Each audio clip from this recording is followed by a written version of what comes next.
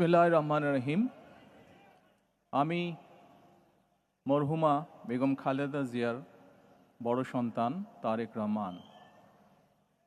আমি আজকে এখানে উপস্থিত সকল ভাইয়েরা এবং বোনেরা যারা উপস্থিত আছেন,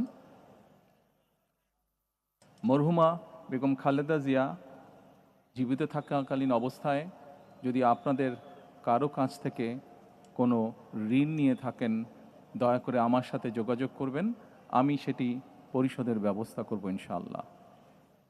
একই সাথে উনি জীবিত থাকাকালীন অবস্থায় ওনার কোনো ব্যবহারে, ওনার কোনো কথায় যদি কেউ আঘাত পেয়ে থাকেন, তাহলে মরহুমার পক্ষ থেকে আমি আপনাদের কাছে ক্ষমা প্রার্থী। দোয়া করবেন আল্লাহ তাআলা যাতে ওনাকে বেহেশত দান করেন। আসসালামু আলাইকুম।